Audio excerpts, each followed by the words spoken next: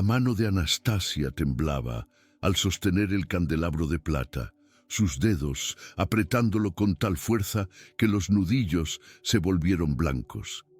Las llamas de las velas proyectaban sombras danzantes sobre el rostro envejecido del barón Joaquín Ferreira de Abreu, transformándolo en una máscara grotesca de arrugas profundas y ojos hundidos.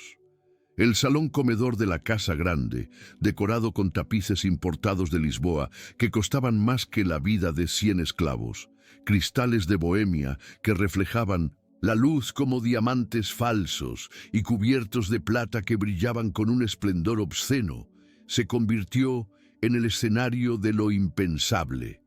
Una mucama de 38 años, con cicatrices de látigo visibles en sus brazos desnudos, como mapas del infierno grabados en carne morena, se atrevía a apuntar hacia el señor de tierras, hacia el hombre que controlaba más de 500 almas esclavizadas y miles de hectáreas de cafetales. «Violaste y vendiste a tu propia hija». El grito atravesó el aire denso del salón como una cuchilla afilada, rasgando décadas de silencio impuesto, de terror contenido, de verdades enterradas bajo capas y capas de obediencia forzada. La voz de Anastasia, que durante 20 años había sido apenas un murmullo servil pronunciando «sí, señor» y enseguida «señor», ahora estallaba con una fuerza que hacía temblar las copas de cristal sobre la mesa de caoba. Los otros esclavos que servían la cena se petrificaron en sus posiciones, con las bandejas de plata suspendidas en pechos. El aire, los ojos desorbitados por el terror y la fascinación. Nadie se movía, nadie respiraba. El tiempo mismo pareció detenerse ante la magnitud de aquella transgresión absoluta. El varón no retrocedió ni un centímetro. Sus ojos glaciales, del color del acero viejo, se clavaron en la esclava que osaba desafiarlo con una intensidad que había hecho temblar a jueces, comerciantes y hasta a otros varones. Pero no había furia en su mirada, y eso era lo más aterrador. Había una calma absoluta, la calma del depredador que sabe que su dominio es incuestionable, que ninguna presa puede realmente amenazarlo. Dejó que el silencio se extendiera, que la tensión creciera hasta volverse insoportable, saboreando el momento como quien saborea un vino añejo. Luego, con una voz tan fría que parecía succionar todo el calor de la habitación, pronunció las palabras que destruirían algo en el espíritu de Anastasia, que ni 20 años de esclavitud habían conseguido quebrar. Ella no era mi hija. Era mi propiedad, y la propiedad se vende cuando deja de ser lucrativa. Cada palabra fue pronunciada con una precisión quirúrgica, sin elevar la voz, sin mostrar emoción alguna. El varón incluso sonrió mientras lo decía, una sonrisa pequeña y cruel que apenas curvó las comisuras de sus labios, pero que brilló en sus ojos con el placer de quien acababa de clavar el puñal más profundo posible.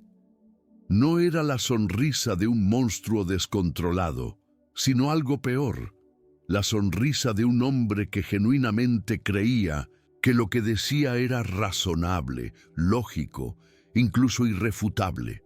Para él no había contradicción alguna. Una esclava era propiedad. El fruto de esa esclava era propiedad.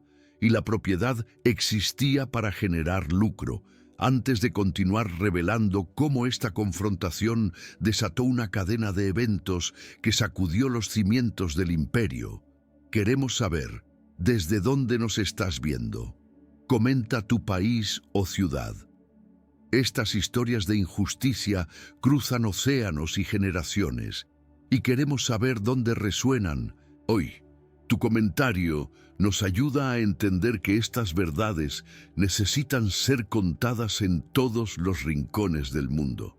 El candelabro cayó de las manos de Anastasia y se estrelló contra el piso de mármol italiano con un estruendo que resonó como un trueno.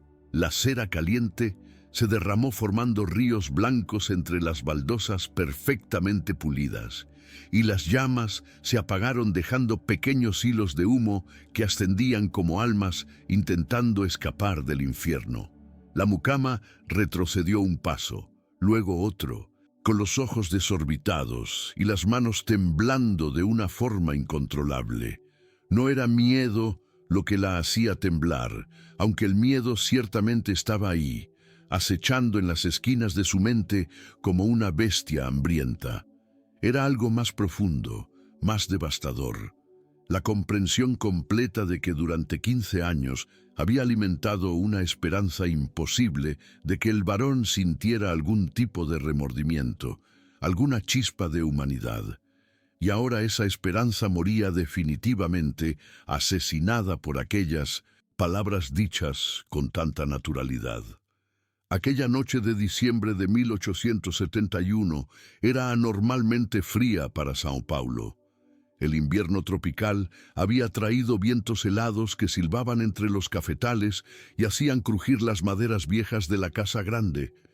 Pero ningún frío exterior podía compararse con el hielo que ahora llenaba el corazón de Anastasia. En las calles de la capital imperial, a cientos de kilómetros de distancia, los abolicionistas celebraban la reciente aprobación de la ley del vientre libre, creyendo que finalmente el imperio brasileño había dado un paso decisivo hacia el fin de la esclavitud. Los periódicos liberales proclamaban una nueva era de progreso y humanidad, pero allí, en aquella hacienda perdida en el interior de la provincia, la ley nueva parecía tan distante e irrelevante como las estrellas en el cielo nocturno. La esposa del varón, dona Isabel Cristina de Andrade e Abreu, estaba sentada en la cabecera opuesta de la larga mesa de comedor, con su vestido de seda azul oscuro y su collar de perlas que había pertenecido a su abuela portuguesa. Durante toda la confrontación había permanecido inmóvil como una estatua de mármol, con la cuchara de sopa suspendida a medio camino de sus labios pintados de carmín discreto. Su rostro, pálido como la cera de las velas que acababan de apagarse, no mostraba expresión alguna. Pero algo se había movido en sus ojos. Algo que había estado dormido durante 30 años de matrimonio conveniente y noches solitarias, finalmente despertaba, como una criatura antigua emergiendo de las profundidades de un lago oscuro. Joaquim, la voz de dona Isabel, salió apenas como un susurro, pero en el silencio absoluto que reinaba en el salón sonó como un grito. Su marido se volvió hacia ella con una expresión de sorpresa genuina, como si hubiera olvidado completamente que ella estaba presente. En 30 años de matrimonio, Isabel jamás lo había interrumpido durante una reprimenda a los esclavos. Jamás había cuestionado sus decisiones. Jamás había hablado sin ser directamente interpelada. Su papel era ser invisible, decorativa, útil para firmar documentos y aparecer en eventos sociales del brazo del varón. Pero ahora, por primera vez en 3 décadas, ella estaba hablando. Es verdad lo que ella dice. El varón Joaquim soltó una carcajada seca, sin humor, como el ladrido de un perro viejo. Miró a su esposa con una mezcla de condescendencia y fastidio, como quien mira a un niño que hace preguntas inoportunas sobre asuntos de adultos. Por supuesto que es verdad, Isabel. ¿Por qué mentiría esta negra? Ella sabe muy bien lo que le espera por esta insubordinación. Mañana al amanecer será azotada en la plaza pública hasta que la piel se desprenda de su espalda. Y después será vendida para las minas del interior, donde vivirá lo que le quede de vida, que no será mucho, arrastrándose en la oscuridad. Habló como quien discute el clima o el precio del café, con una indiferencia absoluta que era más aterradora que cualquier amenaza gritada. Para él, todo esto era simplemente el orden natural de las cosas, la corrección necesaria de un desequilibrio temporal en la jerarquía que él controlaba. Pero dona Isabel no apartó la mirada. Por primera vez en 30 años, sostuvo los ojos de su marido sin bajar la cabeza, sin desviar la vista hacia su plato como había hecho miles de veces antes. Sus manos, siempre tan delicadas y controladas, apretaban el borde de la mesa con tal fuerza que sus nudillos se volvieron blancos como el marfil de su abanico. ¿Y la niña? ¿Qué pasó con la niña que vendiste? La pregunta salió temblorosa, pero salió. Era una grieta en el dique que había contenido décadas de preguntas no hechas, de verdades no dichas, de silencios cómplices que ahora comenzaban a derrumbarse como un edificio podrido, finalmente cediendo ante su propio peso. El varón dejó escapar un suspiro de fastidio, como si le molestara tener que explicar obviedades a mentes inferiores. La mulata de ojos verdes fue vendida a un establecimiento en Santos, un lugar de alta categoría, te lo aseguro. Pagaron una fortuna por ella. Con ese dinero compré 2 yuntas de bueyes nuevos y reformé el molino de café. Fue una transacción excelente, muy lucrativa. Hablaba de la venta de una niña de 4 años de la misma forma en que hablaría de la venta de ganado o maquinaria. No había vergüenza en su voz, ni siquiera incomodidad. Solo la satisfacción del hombre de negocios que había hecho un trato ventajoso. ¿Ves, Isabel? Todo tiene su propósito en esta vida. Incluso las desgracias pueden convertirse en beneficios si uno sabe administrarlas correctamente.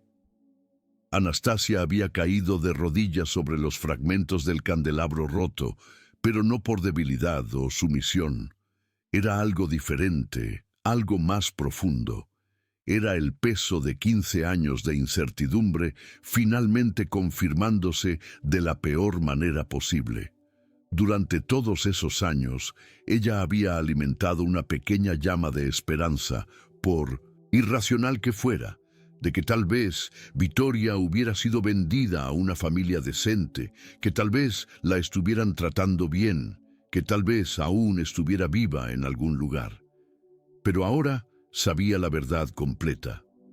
Su hija había sido vendida a un burdel a los 4 años. Preparada desde la infancia para el comercio sexual, y según las palabras del comerciante borracho de Santos 3 semanas atrás, había muerto de fiebre a los 19 años en ese mismo lugar maldito.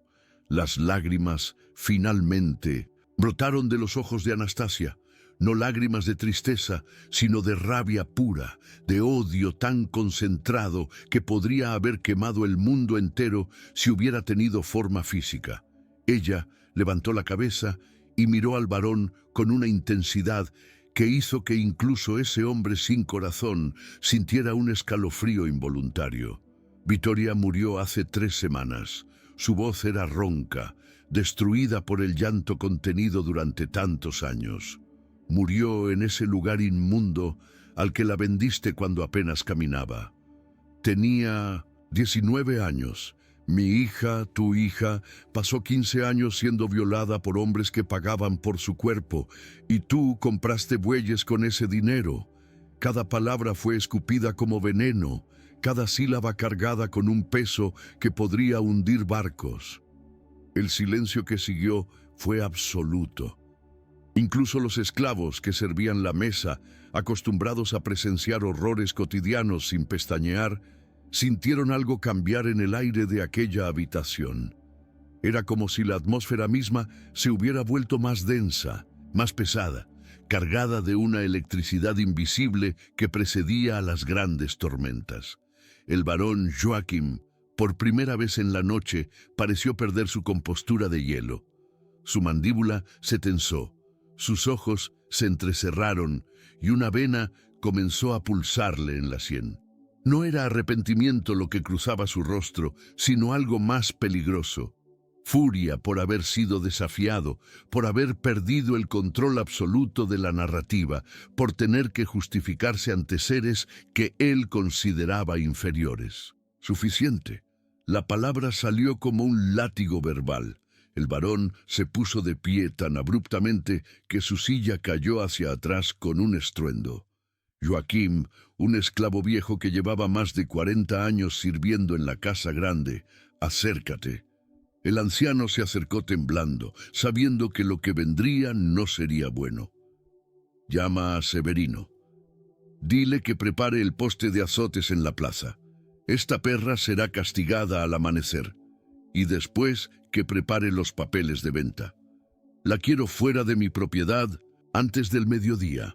No me importa el precio que obtengan por ella. Pueden regalarla si es necesario. Solo quiero que desaparezca de mi vista para siempre. Pero antes de que Joaquim el esclavo pudiera moverse, dona Isabel hizo algo que nadie, ni siquiera ella misma, hubiera imaginado posible. Se puso de pie con tal rapidez que su silla también cayó, el ruido resonando como un segundo trueno después del primero. No. Su voz, normalmente suave y musical, ahora sonaba dura como el acero.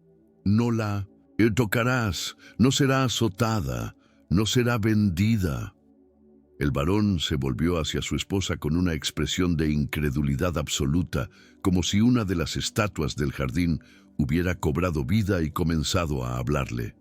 Isabel pareció sorprenderse de sus propias palabras, pero algo había despertado en ella, algo que había estado dormido durante demasiado tiempo y que ahora rugía exigiendo ser escuchado. ¿Perdón? El varón pronunció la palabra lentamente, dándole a cada sílaba el peso de una amenaza. Isabel, querida esposa, creo que el vino de la cena te ha afectado más de lo habitual. Deberías retirarte a tus aposentos. Habló con esa condescendencia paternalista que los hombres de su clase reservaban para las mujeres que osaban tener opiniones. Pero Isabel no se movió. En cambio, dio un paso adelante, luego otro, hasta quedar a solo unos metros de su marido. Durante 30 años, Joaquim, he permanecido en silencio. He cerrado los ojos ante cosas que me convertían en cómplice. He fingido no ver, no oír, no saber. Pero esta noche, escuchándote hablar de tu propia hija como si fuera ganado, ya no puedo seguir mintiendo. Ya no puedo seguir siendo la esposa silenciosa que permite que los monstruos operen en la oscuridad. El rostro del varón se puso rojo de furia. Dio un paso amenazante hacia Isabel, levantando la mano como si fuera a golpearla, algo que jamás había hecho en público, pero que ella sabía que era perfectamente capaz de hacer en privado. ¿Te atreves a llamarme monstruo?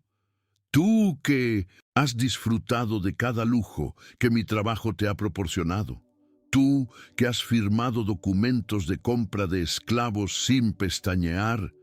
Tú que has usado vestidos pagados con el sudor y la sangre de estas personas. No finjas indignación moral ahora, Isabel. Eres tan culpable como yo.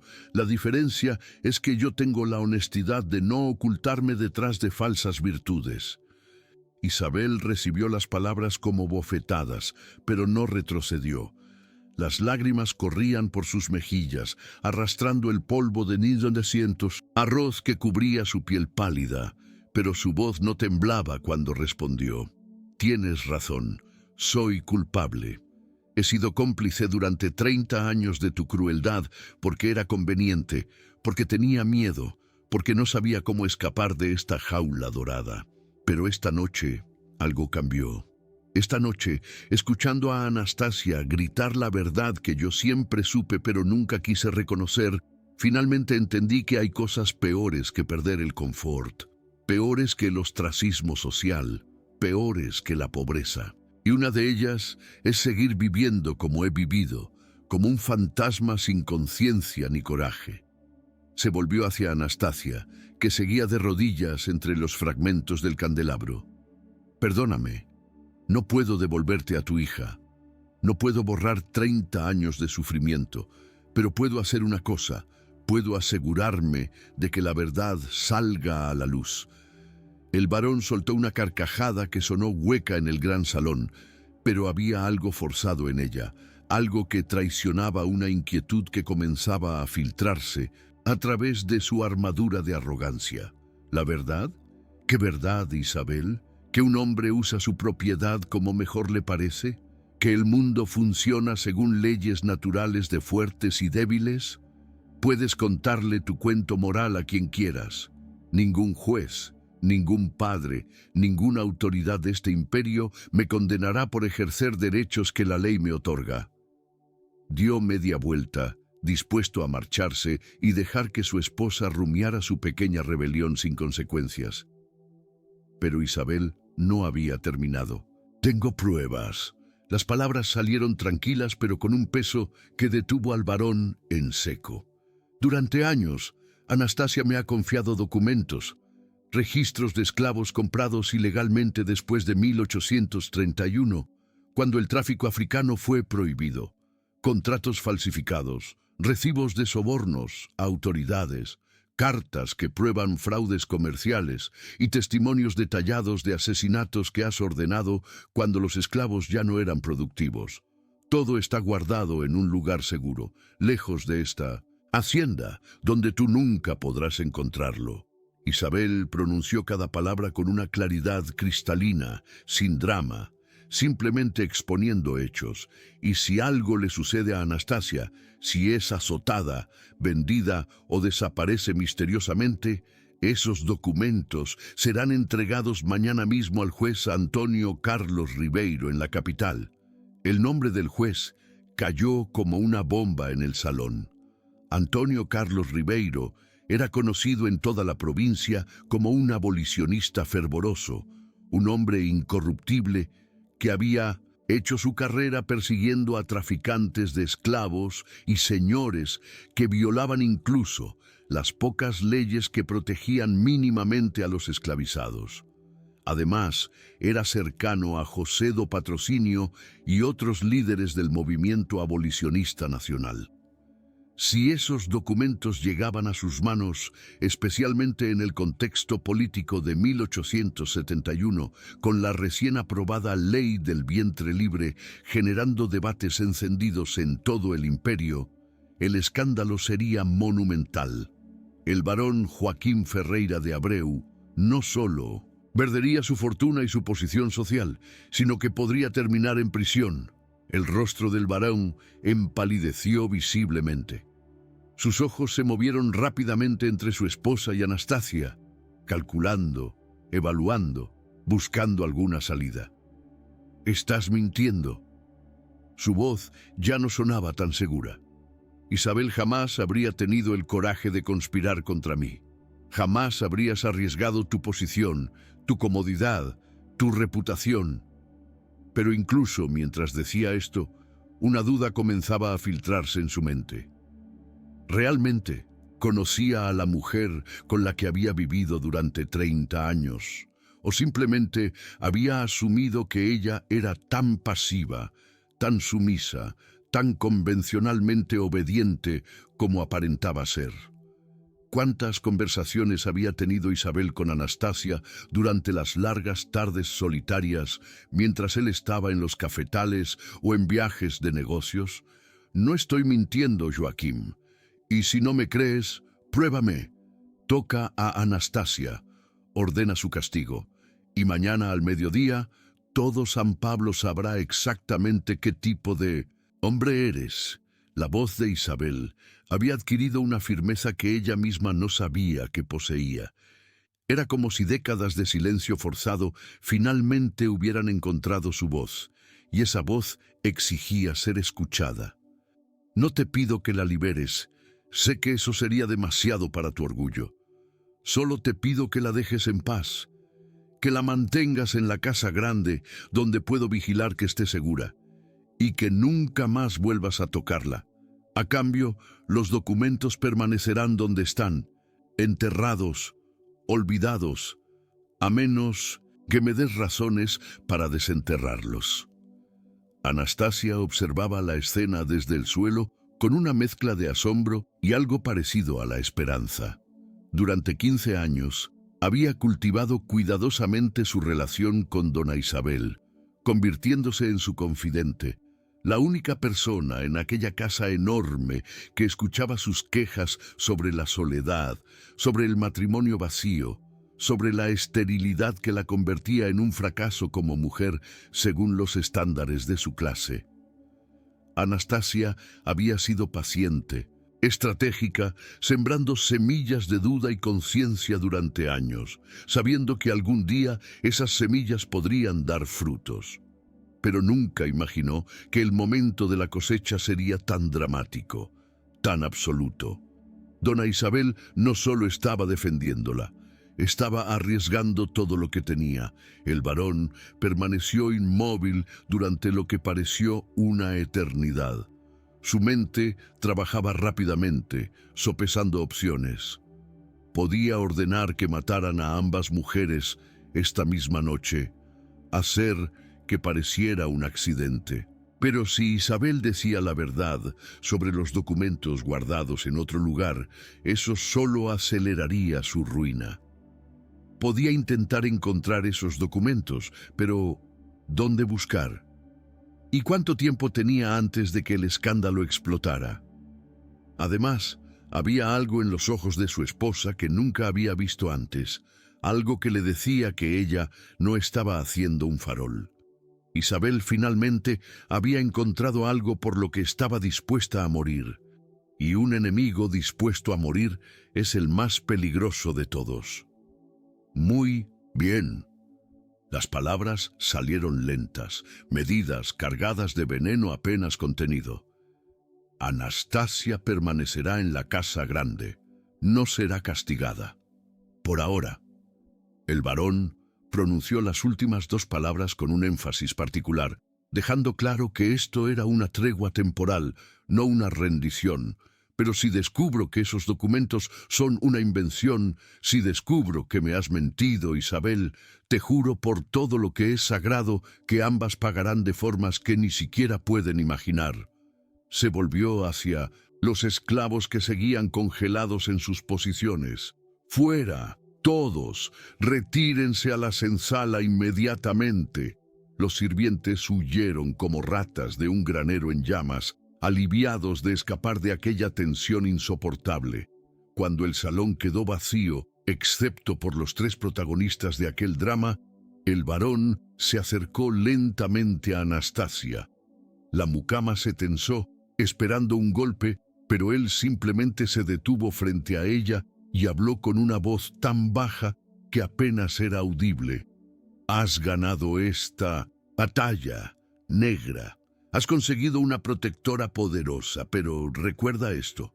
Yo construí un imperio en estas tierras cuando no había nada más que selva y salvajes.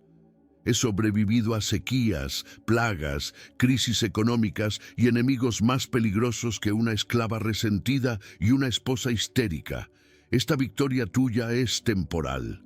Algún día Isabel bajará la guardia. Algún día cometerás un error. Y ese día te prometo que lo que te espera será peor que la muerte. Disfrutarás cada segundo que te quede de vida porque será una agonía interminable.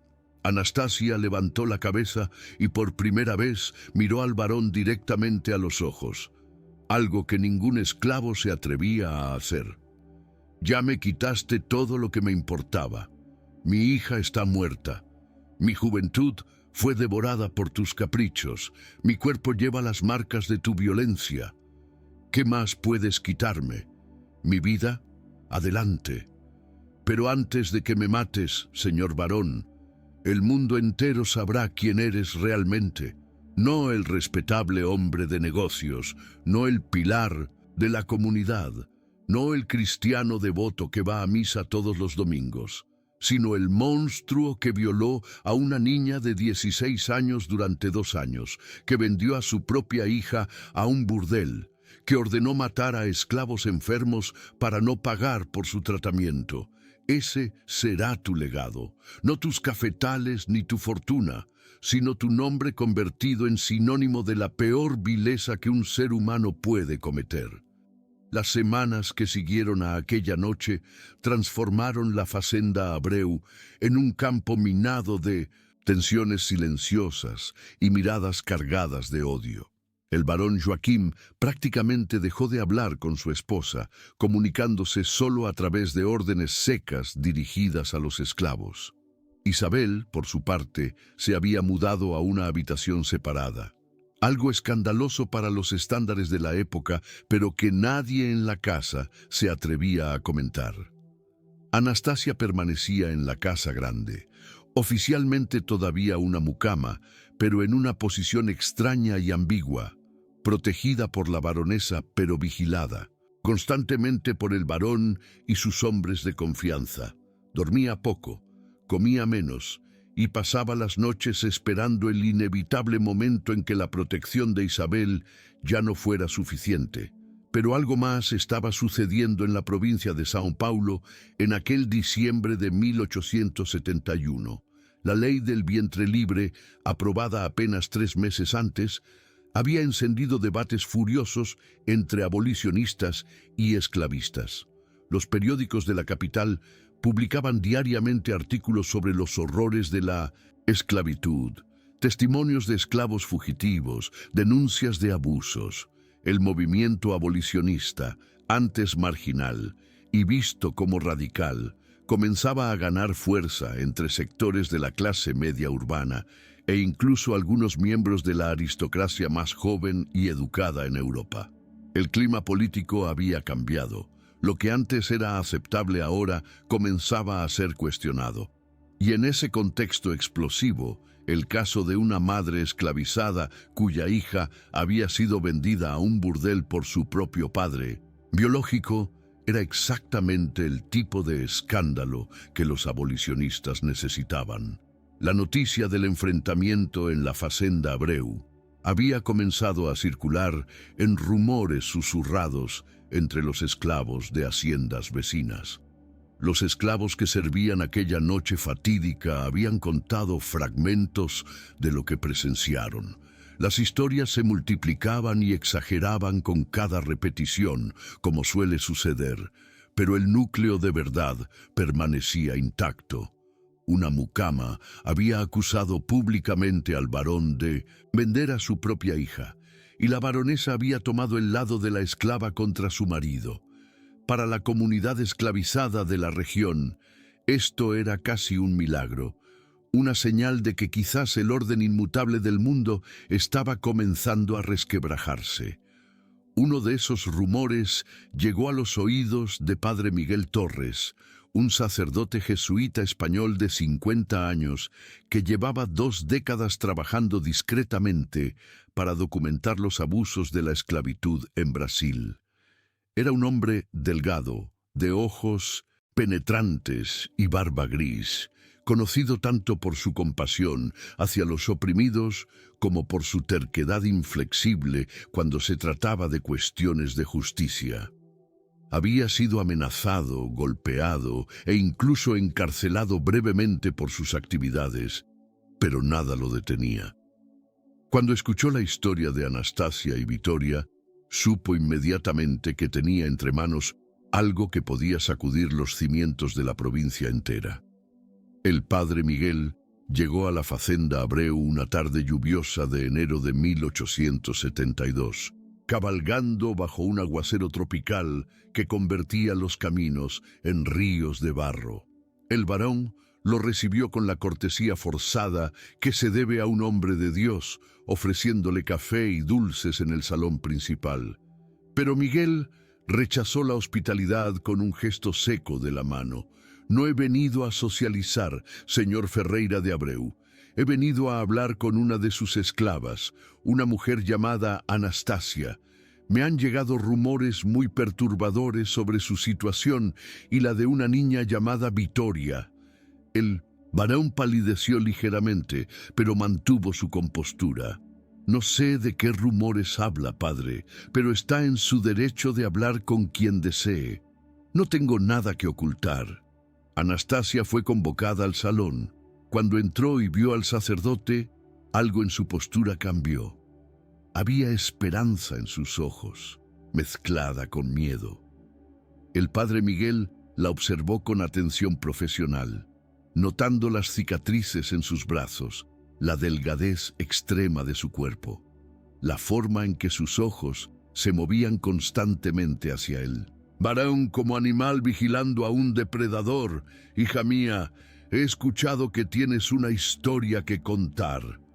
Una historia sobre una niña llamada Vittoria. Su voz era suave pero firme, invitándola a hablar sin presionarla. Quiero que sepas que todo lo que me digas permanecerá confidencial si así lo deseas, pero también quiero que sepas que si me autorizas, puedo usar tu testimonio para buscar justicia. Anastasia miró al varón, que la observaba con una expresión de advertencia helada. Luego miró a Donna. Isabel, que había entrado silenciosamente en el salón y ahora asentía con la cabeza de forma casi imperceptible. La decisión que Anastasia debía tomar en ese momento definiría todo. Podía permanecer en silencio, mantener la frágil paz que existía actualmente y quizás sobrevivir algunos años más en la relativa seguridad de la casa grande. O podía hablar, contar toda la verdad al sacerdote y arriesgarse a que el varón encontrara una forma de silenciarla permanentemente antes de que esa verdad llegara más lejos. Era la elección entre supervivencia y justicia, entre cobardía razonable y coraje potencialmente suicida. Anastasia respiró profundamente y comenzó a hablar. Contó todo. Los 2 años de violaciones sistemáticas comenzando cuando ella tenía 16 años. El embarazo, el nacimiento de Vittoria en condiciones inhumanas. Los 3 años criando a su hija en secreto. El día en que el varón finalmente vio a la niña y reconoció que era su hija biológica. La visita de los mercadores de B, esclavos especializados en el tráfico de niñas para la prostitución. La venta por una suma obscena que el varón usó para comprar bueyes y reformar maquinaria. Los 15 años sin saber nada de su hija. Y finalmente, el comentario casual del comerciante borracho sobre la muerte de la muchacha de ojos verdes en el burdel de Santos.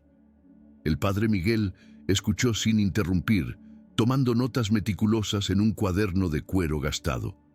Sus manos temblaban ligeramente mientras escribía, la única señal externa de la emoción que lo embargaba.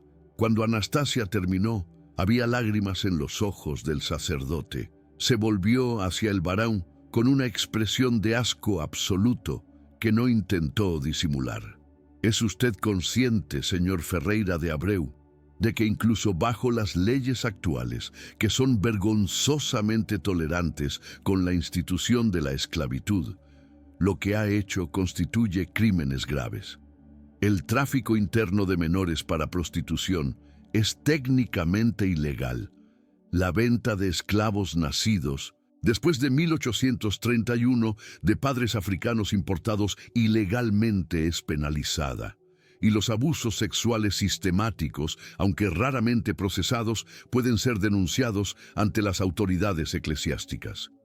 El varón soltó una carcajada despectiva. Padre, con todo respeto, usted vive en un mundo de ideales que no existe. En el mundo real, el que funciona, el que construye imperios y genera riqueza, estas son simplemente las reglas del juego. Yo no inventé la esclavitud. Yo no creé las leyes que la permiten. Simplemente opero dentro del sistema que existe, y si usted cree que algún juez o autoridad en este país va a condenarme basándose en el testimonio de una esclava resentida, está muy equivocado. La palabra de un negro no vale nada contra la palabra de un hombre blanco de mi posición. Eso no es mi opinión, padre, es la ley. Se puso de pie, dando por terminada la conversación. Ahora, si me disculpa, tengo trabajo que hacer. Puede quedarse y predicar sus sermones morales todo lo que quiera, pero no cambiará nada. Pero el padre Miguel no se movió de su asiento. En cambio, sacó de su sotana un sobre sellado y lo colocó sobre la mesa de caoba con un gesto deliberado. Tiene razón en algo, señor Ferreira de Abreu. La palabra de una esclava no vale mucho ante los tribunales de este país. pero la palabra de una baronesa sí vale, y documentos oficiales que prueban tráfico ilegal de africanos, registros falsificados y sobornos a autoridades también valen mucho. Su voz era tranquila, pero cargada de una autoridad que no provenía de su posición social, sino de su convicción moral absoluta. Dona Isabel me entregó este sobre antes de que usted llegara al salón. Contiene copias de todo lo que Anastasia ha recopilado durante años. Y esta tarde, antes de venir aquí, dejé los originales en manos del juez Antonio Carlos Ribeiro en la capital. Así que sus amenazas ya no tienen poder, varón. El gato ya salió de la bolsa. El rostro del varón se transformó.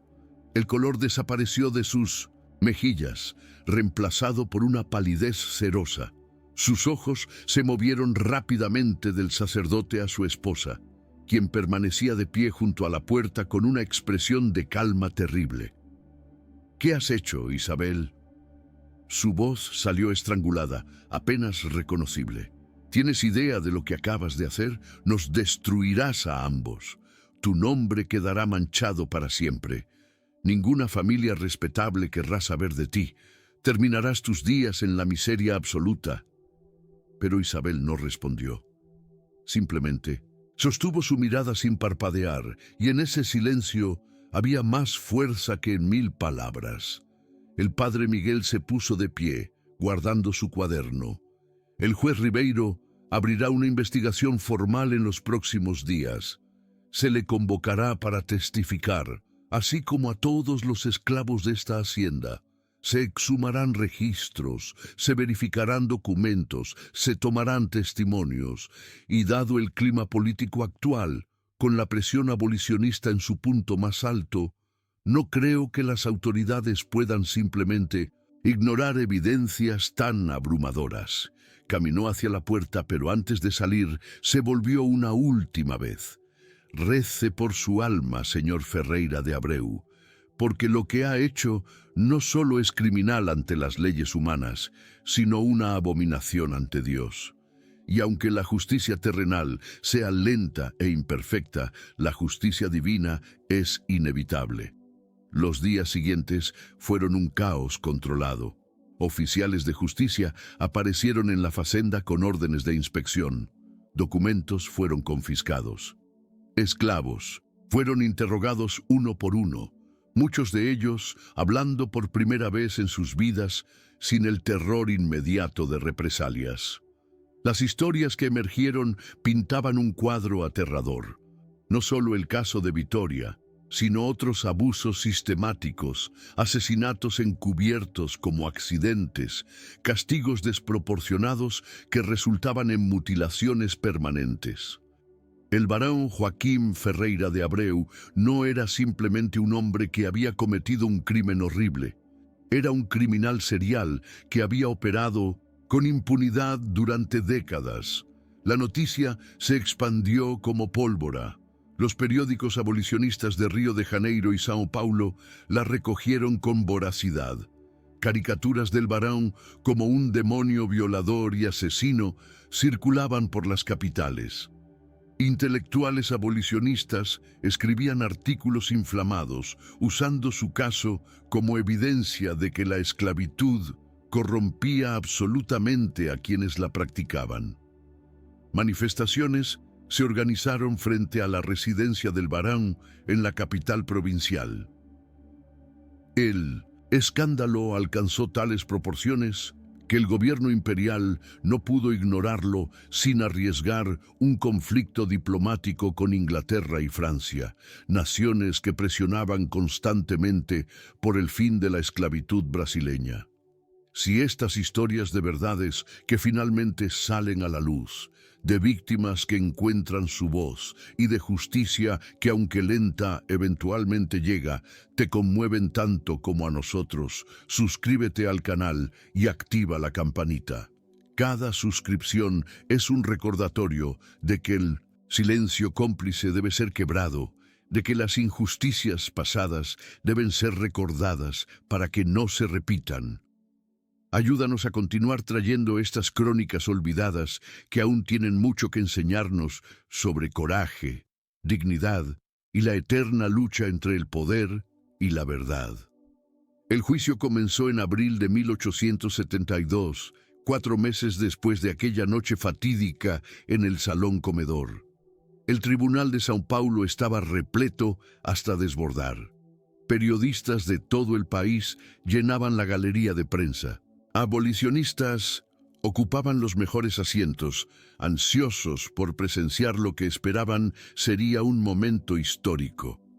Incluso algunos esclavistas curiosos asistían, aunque la mayoría de la aristocracia cafetalera se mantenía ostensiblemente alejada, temerosa de ser asociada con el varón caído en desgracia. La atmósfera era eléctrica, cargada de expectación y tensión. Anastasia subió al estrado en el segundo día del juicio.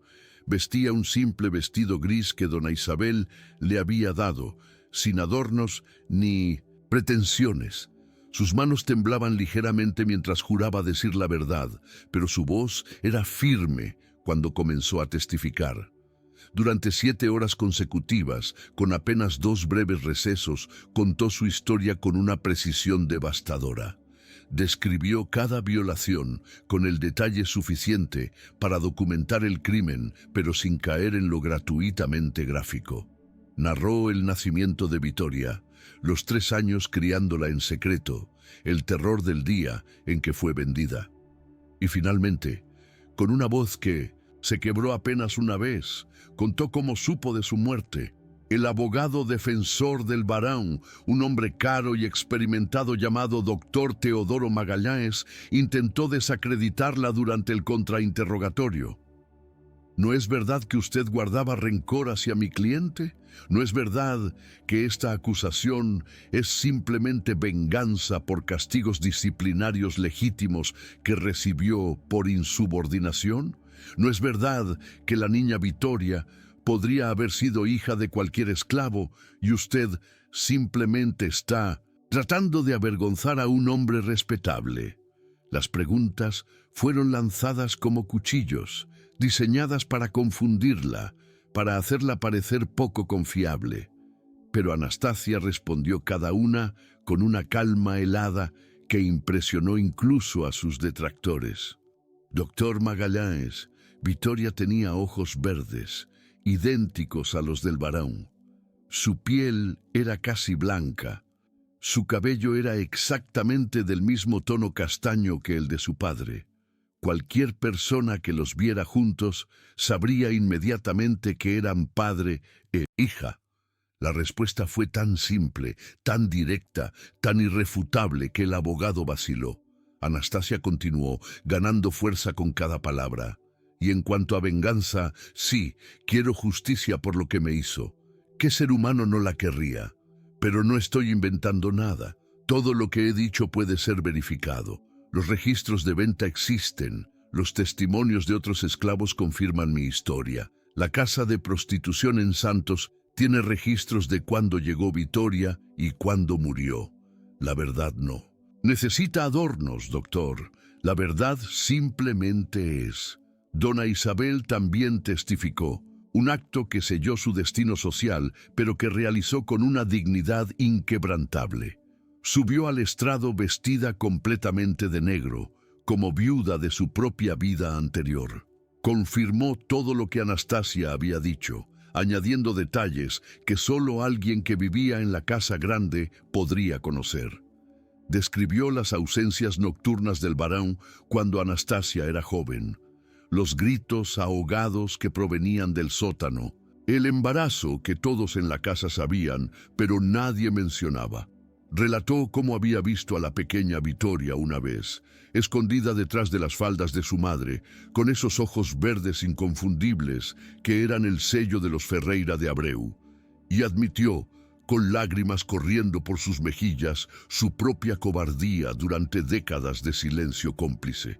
Durante 30 años miré hacia otro lado. Me convencí de que no era mi responsabilidad, de que no había nada que pudiera hacer, de que cuestionar a mi marido significaría mi propia destrucción social. Su voz temblaba, pero no se quebraba. Pero esta noche de diciembre, cuando escuché a mi marido decir con tanta naturalidad que había vendido a su propia hija como si fuera ganado, algo se rompió dentro de mí. Comprendí que hay cosas peores que la ruina social. Hay la ruina del alma. Y yo había permitido que mi alma se pudriera durante 3 décadas de silencio conveniente. Ya no puedo, ya no quiero seguir viviendo esa mentira. Prefiero la pobreza con conciencia limpia que la riqueza con las manos manchadas de sangre inocente. El testimonio más devastador vino de un lugar inesperado. El doctor Enrique Sousa, médico forense de Santos, fue llamado a declarar sobre los registros de la Casa das Flores, el eufemismo con el que se conocía al burdel donde Vittoria había sido vendida. El doctor, un hombre de unos 40 años con expresión perpetuamente cansada, de quien ha visto demasiado sufrimiento humano, trajo consigo un libro de registros. La menor, identificada como Vittoria, de origen mulato, ojos verdes, fue adquirida por el establecimiento en marzo de 1856 a la edad de 4 años. Leyó con voz monótona, como quien lee un informe meteorológico. Los registros médicos indican que comenzó a trabajar activamente a los 11 años. Falleció el 28 de noviembre de 1871 de fiebre tifoidea, complicada por desnutrición crónica y daño interno severo, consistente con trauma sexual repetido desde edad temprana. El silencio que siguió a esas palabras fue absoluto.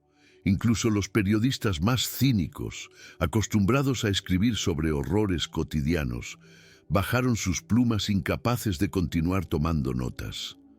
Algunas mujeres en la galería pública sollozaban abiertamente. El juez Antonio Carlos Ribeiro, un hombre endurecido por años, presidiendo casos difíciles, tuvo que hacer una pausa de varios minutos antes de poder continuar la sesión.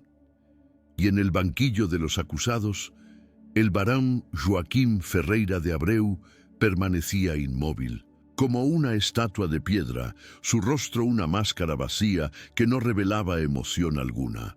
No había arrepentimiento en sus ojos, no había vergüenza, solo un vacío terrible, la ausencia de cualquier humanidad reconocible. El veredicto llegó después de 3 días de deliberación del jurado. Culpable de tráfico ilegal de esclavos nacidos después de la prohibición de 1831, culpable de venta de menores para prostitución, culpable de falsificación de documentos oficiales, culpable de soborno a autoridades. La sentencia fue 20 años de prisión en régimen duro, confiscación total de bienes y prohibición permanente de poseer esclavos o propiedades rurales. Era una sentencia extraordinariamente severa para la época, posible solo debido a la presión política masiva y el contexto de las reformas abolicionistas. Pero todos sabían que no era suficiente. Ninguna sentencia podría serlo. Vittoria seguía muerta. Los años robados no volverían. La justicia, cuando finalmente llegaba, era siempre imperfecta, tardía, incompleta. El varón fue llevado a prisión en cadenas, entre una multitud que lo insultaba y escupía. Su fortuna fue liquidada en remates públicos, con los abolicionistas asegurándose de que cada centavo fuera documentado y que los esclavos de su hacienda fueran liberados oficialmente en lugar de simplemente vendidos a otros señores. La Fazenda Abreu fue desmantelada, sus tierras divididas y vendidas. El nombre Ferreira de Abreu, antes sinónimo de poder y riqueza en São Paulo, se convirtió en sinónimo de vergüenza. Los registros históricos de la provincia fueron meticulosamente editados para minimizar sus logros y enfatizar sus crímenes. Era como si la sociedad, avergonzada de haberlo venerado durante tanto tiempo, ahora intentara borrarlo retroactivamente de la memoria colectiva. Anastasia recibió oficialmente su carta de alforria firmada por el propio emperador don Pedro II, un gesto político más que acto de justicia genuina. Se le otorgó una pequeña indemnización del gobierno imperial, suficiente para comenzar una vida modesta pero libre. Ella usó ese dinero, junto con donaciones de abolicionistas ricos y órdenes religiosas progresistas, para fundar en 1873 la Escola Esperanza Vitória en las afueras de São Paulo. Era una escuela clandestina que operaba en los límites de la legalidad, educando a hijos de esclavos y ex-esclavos, enseñándoles a leer, escribir y, sobre todo, enseñándoles que eran seres humanos con dignidad y derechos, no en propiedad. La escuela comenzó en una cabaña de adobe con 5 niños. Para 1880 tenía 3 edificios y atendía a más de 60 estudiantes. Anastasia enseñaba personalmente las clases de alfabetización y cada nuevo alumno que aprendía a leer su nombre era para ella una pequeña victoria contra el sistema que había intentado deshumanizarla. Colgó en la pared principal de la escuela un único retrato, una pintura imaginaria de Vittoria, a los 19 años, con sus ojos verdes mirando hacia un horizonte que nunca pudo alcanzar. Debajo del retrato, una placa decía simplemente: «En memoria de todos los niños robados, para que nunca olvidemos, para que nunca se repita». Dona Isabel cumplió su destino autoimpuesto. Repudiada por su familia y la sociedad que antes la acogía, se retiró al convento de Nossa Señora das Dores en Minas Gerais. Allí vivió 27 años en silencio contemplativo, dedicando sus días a la oración y al trabajo manual. Rechazó todas las visitas, excepto las de Anastasia, quien la visitaba una vez al año para informarle sobre el progreso de la escuela. Las 2 mujeres, unidas por el trauma compartido y la decisión de finalmente hacer lo correcto aunque fuera tarde, desarrollaron una amistad extraña pero profunda.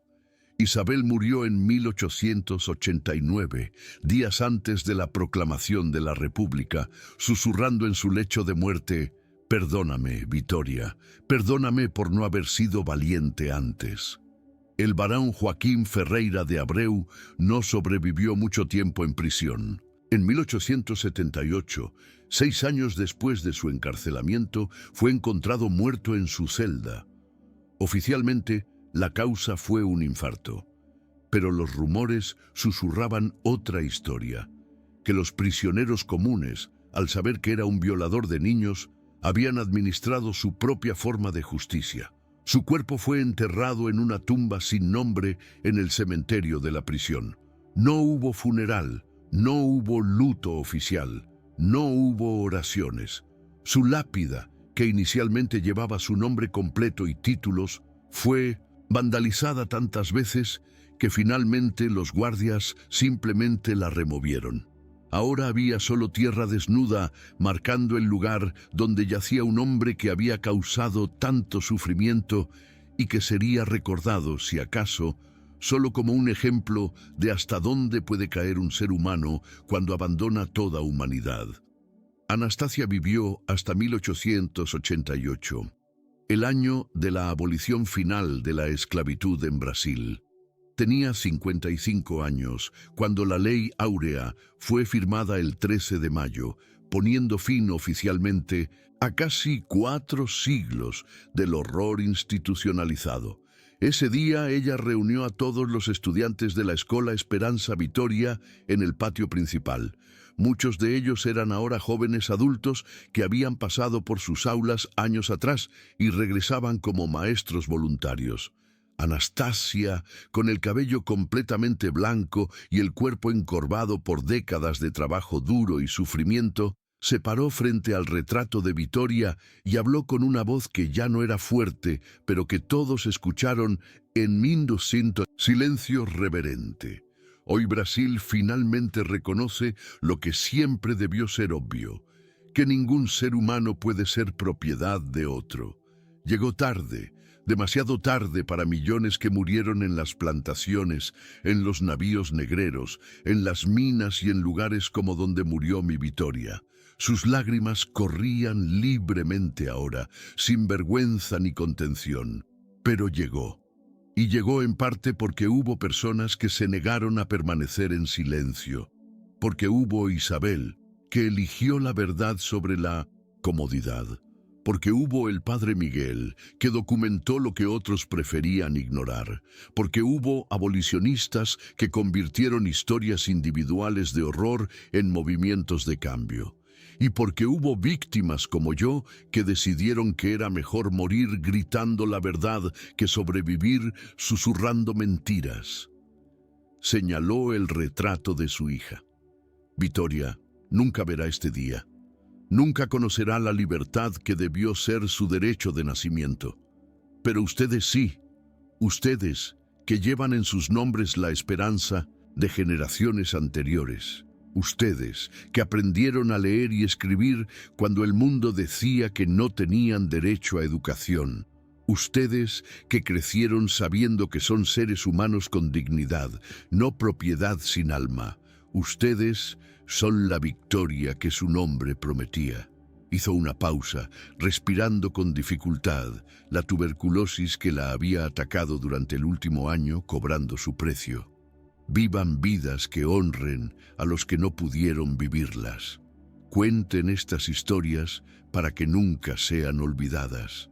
Y nunca, jamás, permitan que alguien les diga que su humanidad es negociable. Anastasia murió 4 meses después, en septiembre de 1888. Fue enterrada en el pequeño cementerio junto a la escuela que había fundado, bajo un árbol de jacarandá que ella misma había plantado años atrás. Su funeral fue atendido por más de 200 personas, exesclavos, estudiantes, abolicionistas, miembros de órdenes religiosas progresistas y personas comunes que habían sido tocadas por su historia.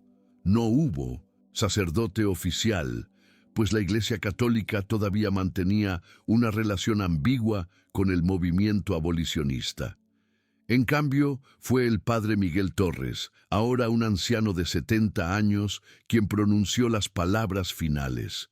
Anastasia de Esperanza no fue una santa. Fue algo mejor. Fue una mujer humana que sufrió horrores inimaginables y eligió transformar ese sufrimiento no en odio, sino en construcción. Su legado no son monumentos de piedra, sino mentes liberadas y almas que aprendieron que la dignidad no se concede, se reclama. La Escola Esperanza Vittoria continuó operando hasta 1920, cuando finalmente cerró sus puertas debido a falta de fondos y al cambio demográfico de la región.